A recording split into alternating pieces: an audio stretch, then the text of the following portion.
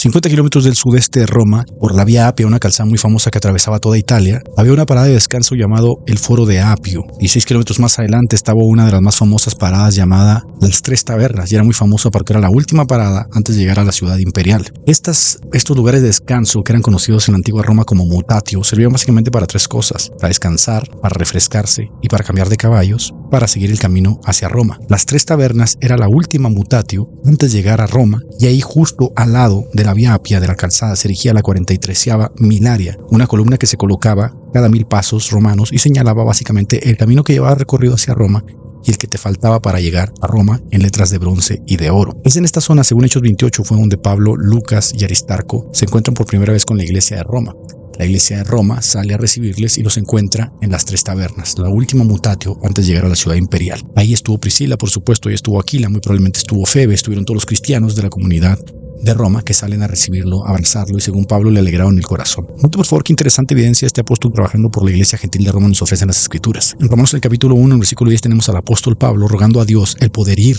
a Roma. En Hechos, en el capítulo 28, en el versículo 15, tenemos al apóstol Pablo yendo y llegando a Roma. En Hechos, en el capítulo 28, en el versículo 31, tenemos al apóstol Pablo enseñando en Roma. Y en la tradición apostólica tenemos al apóstol Pablo, que es ciudadano romano, muriendo en Roma bajo el reinado de Nerón a causa de apelar a Augusto, apelar a César, que también se encuentra en Hechos capítulo 25, versículo 11, a César apelo. Toda la evidencia bendita que el Espíritu Santo ha querido dejarnos de un apóstol orando, rogando, viajando y enseñando y muriendo en Roma es la del apóstol Pablo. Así que aquí surge una pregunta: ¿pero qué pasa cuando hablamos del apóstol Pedro? Dado que todas las pretensiones eclesiológicas, todas las pretensiones de la Iglesia Católica Romana se establecen básicamente en la idea de que Pedro fundó la Iglesia Católica Romana, y que Pedro fue el primer papa, que Pedro fue el primer obispo, que él dejó sucesores y que sus sucesores son los que gobiernan con sus llaves toda la iglesia cristiana. Bien, estas formas en que los católicos intentan justificar sus pretensiones teológicas,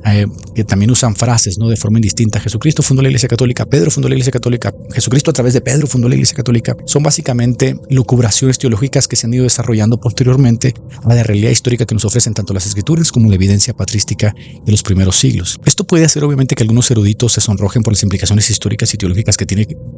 decir, por ejemplo, que Pedro haya fundado la Iglesia de Roma, o incluso que haya visitado dicha ciudad, ¿no? Pero dado que gran parte de la eclesiología católica se sostiene sobre esta idea, pues es muy importante para ellos no solamente defender este tipo de ideas aún sin evidencia, sino añadirle más mentiras. Por ejemplo, ese hecho de que descubrieron los huesos de Pedro en Roma debajo del Vaticano y que estaban en una cripta que decía Pedro estuvo aquí, cosas por el estilo. Aun y cuando años antes dos católicos muy famosos de la capilla de Dominus Flevit de Jerusalén descubrieron un cementerio del primer siglo, un cementerio cristiano, donde estaba un osario que decía Simón Barjona, fueron a Roma y se entrevistaron con el Papa Pío. El Papa Pío les dijo: no diga nada. Un año después celebran que encontraron los huesos de Pedro en Roma, y esto se añade a una serie de controversias en las que Roma se ha visto involucrado: el ayate de Juan Diego, el manto de Turín, la Donatio Constantini, las cartas isodorianas, y entre otras muchas cosas que Roma ha utilizado para perpetuar la mentira de que ellos deben gobernar sobre toda la iglesia. Pero bien, vamos por partes. Cuando leemos la carta a los romanos que Pablo escribió a Roma cerca del año 57-59 aproximadamente, con la intención de presentar lo que él denomina mi evangelio y preparar a la comunidad cristiana para su visita, hay una frase que es sumamente esclarecedora y se encuentra en el capítulo 15, en el versículo 20, acerca de si Pedro estuvo en Roma, pudo estar en Roma, y qué podemos rastrear a través de los escritos inspirados y de la historia acerca de esta pretensión de la eclesiología católica. En el capítulo 15, en el versículo 20, dice lo siguiente Pablo: de esta manera me esforcé en anunciar el evangelio no donde Cristo ya era conocido, para no edificar sobre el fundamento de otro, fundamento ajeno, dicen algunas traducciones, sino como está escrito: aquellos a quienes nunca les fue anunciado acerca de él verán, y los que no han oído entenderán. Pablo básicamente nos dice que lo rige un principio moral en su carácter apostólico, ¿no? Básicamente nos dice que él no predica donde otro apóstol hubiese llegado antes que él. Él no interfiere, él no mete las manos. Si hay un apóstol que llegó antes que él y está trabajando, edificando, fundando, haciendo trabajo apostólico, él no interfiere y prefiere darle prioridad a las zonas donde no hay trabajo apostólico. Así que tenía por costumbre empezar de cero en zonas donde no había trabajo apostólico. Esto demostraría por qué, aunque saluda a 27 personas en su carta a los romanos, él nunca menciona a Pedro, pues si Pedro hubiese estado en Roma haciendo labor pastoral, siendo obispo, poniendo, quitando, lucubrando, etc., Pablo no hubiese interferido en dicha zona. En el versículo 22, Pablo nos dice que esta es la razón por la cual él no ha ido a Roma. La razón es justo esa, que habiendo tantas regiones que estaban sin labor apostólica, había dado prioridad a dichas zonas, pero habiéndolo llenado ya todo, dice, desde Jerusalén hasta el Ilírico, toda la cuenca del Mediterráneo, ahora ya no había nada que le impidiera que él fuese a Roma. Ahora está libre para ir a la iglesia de Roma. Pero dado que ya había comunidades cristianas en Roma, ¿cuál sería la misión de Pablo ahí? Pues él mismo nos lo dice en Romanos capítulo 1 y dice: porque deseo veros para comunicarles algún don espiritual natural, esto es lo que dice, a fin de que seáis confirmados. Esto es para ser mutuamente confortados por la fe que en eso es común a vosotros y a mí. Así que estrictamente hablando, Pablo no funda la iglesia de Roma, aun cuando Clemente, Ireneo y otros lo digan. Y lo que nos dice aquí es que él no va a ir a fundar una iglesia, sino a confirmar la fe que la comunidad de cristianos tienen en Roma y que se congregan en las casas ya han recibido y que tanto ellos como Pablo tienen en común. Por lo tanto, se van a confortar en esa fe que ellos dos tienen en Jesucristo. Esto demuestra que si Pedro hubiese estado en Roma, trabajando en Roma, enseñando en Roma,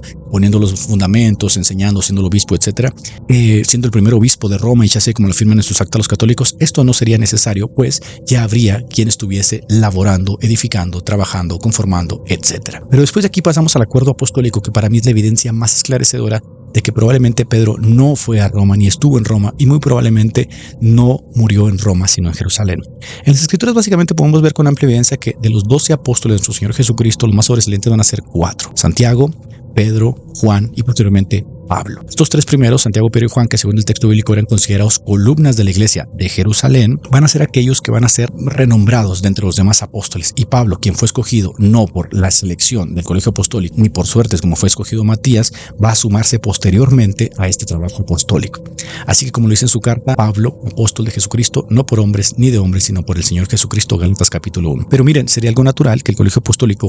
viese a Pablo como alguien extraño a ellos, pues ni se conocían, ni sabían que predicaba Pablo, y ellos tenían que ser muy cuidadosos en cuanto a qué estaban predicando los demás, así como Pedro le hace frente a Simón el mago en Samaria. Así que era normal también que vieran con cierta reticencia a Pablo, dado que los requisitos que ellos establecieron para el sustituto de Judas estaban estipulados, por ejemplo, en Hechos 1:21, y era que aquel que iba a ocupar ese lugar estuviese con ellos desde el principio del ministerio de Jesús hasta el final de sus últimos días, y Pablo no cumplía con ese requisito. De manera que la primera labor apostólica en Jerusalén fue hecha exclusivamente por aquellos que habían andado con Jesús, y de estos que habían andado con Jesús, 3 resaltaban: Santiago, Pedro y Juan, que los vemos constantemente en las cartas y también en los evangelios como resaltando. Y esto explica por qué Jesús tiene que reprender a Pedro, porque él, siendo judío, no cree que los gentiles tengan acceso de la misma forma que los judíos, y en esa revelación le dice: mata y come, porque no puedes llamar inmundo a lo que Dios ha santificado. Es decir, este misterio que consistía básicamente en hacerles saber a los apóstoles que la pared que dividía a judíos y gentiles había sido derribada a causa de la muerte de Cristo, uniendo para sí un mismo pueblo en la sangre del Cordero, es el misterio que predicaba Pablo y que no le había aprendido ni de Pedro, ni de Santiago, ni de Juan,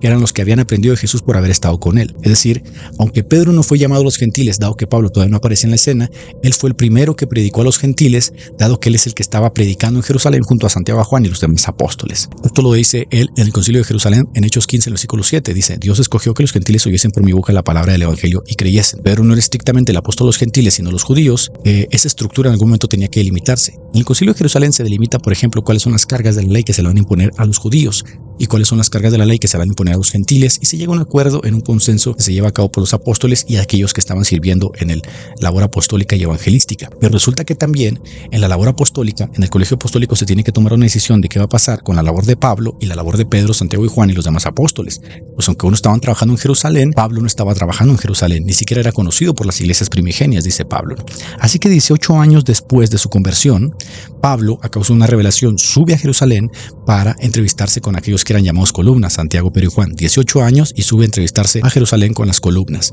y les transmite lo que él predique, lo que él predica, lo que él enseña, quién lo llamó, cómo sucedió. Y cuando los apóstoles escuchan esto, ellos se dan cuenta de que a Pablo se le ha revelado el misterio que ellos aprendieron por andar caminando con Jesús, y que este misterio que Pablo predicaba concordaba perfectamente con las enseñanzas que Jesús les había dado a ellos, por lo cual estas columnas le dieron la mano a Pablo y a Bernabé en señal de compañerismo y llegaron a un acuerdo, delimitaron la labor apostólica y qué es lo que iban a hacer tanto Santiago, Pedro y Juan como Pablo. Pablo iba a los gentiles junto con Bernabé, y Pedro, Santiago y Juan iban a ir a las comunidades judías. Y esto demuestra, obviamente, que Gálatas capítulo 2, versículo 8 al 10, enumera uno de los eventos más esclarecedores de qué fue lo que pasó con Pedro, con Santiago y con Juan, y qué fue lo que pasó con Pablo. El capítulo 2 de Gálatas dice: el que actuó en Pedro para el apostolado de la circuncisión de los judíos, actuó también en mí para con los gentiles. Y reconociendo la gracia que me había sido dada, Jacobo, Cefas y Juan, que eran considerados como columnas, nos dieron a mí y a Bernabé la diestra en señal de compañerismo para que nosotros fuésemos a los gentiles y ellos a la circuncisión. Así que 18 años después de la conversión de Pablo, las llamadas columnas de la iglesia de Jerusalén han llegado a un acuerdo con él, y ellos, las columnas, van a ir a los judíos y él va a ir a los gentiles. Así que vamos a decir 5 cosas al respecto de aquí que serán muy esclarecedoras. La primera de ellas, lo que dice el historiador Oscar Cullmann como Raymond Brown, uno católico y uno evangélico protestante, concuerda muchísimo con el testimonio histórico y escritural que tenemos, y es que la comunidad cristiana de Roma no fue fundada ni por Pedro, ni por Jesucristo, ni por Pablo, ni por un ángel. Aquellos que habían visitado Jerusalén Jerusalén la Pascua y que se nos narra en el libro de los Hechos. Punto número 2. Si Pablo tenía por su propia boca un principio de no edificar sobre fundamento ajeno, es decir, no interferir en la obra donde otro apóstol ya estuviese trabajando, como dicen en Romanos 15:20, esto demostraría su deseo de ir a Roma y su justificación, dado que ahí había una comunidad cristiana que había crecido sobre la que ningún apóstol estaba trabajando. De otra forma, él no habría ido a trabajar ahí si algún apóstol hubiese estado ahí. Punto número 3. Aunque Pedro al principio predicó a los gentiles, 18 años después de la conversión de Pablo sube a Jerusalén, se entrevista con ellos y en esa entrevista se acuerda que Pedro va a ir a la comunidad judía y Pablo a la comunidad de los gentiles. Punto número 4. Si Pedro fue a Roma en algún momento, entonces sí respetó el trato que había hecho con él, Santiago, él y Juan, con Pablo. Pero si no fue a Roma,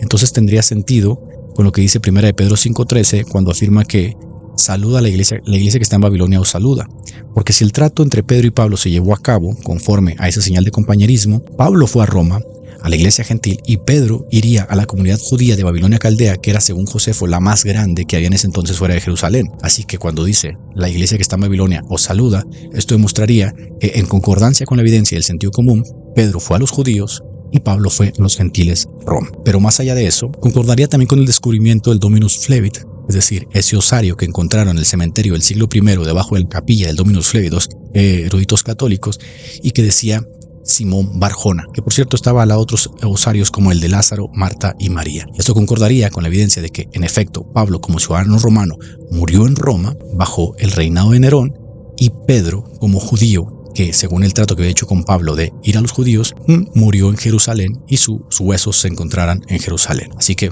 decide tú.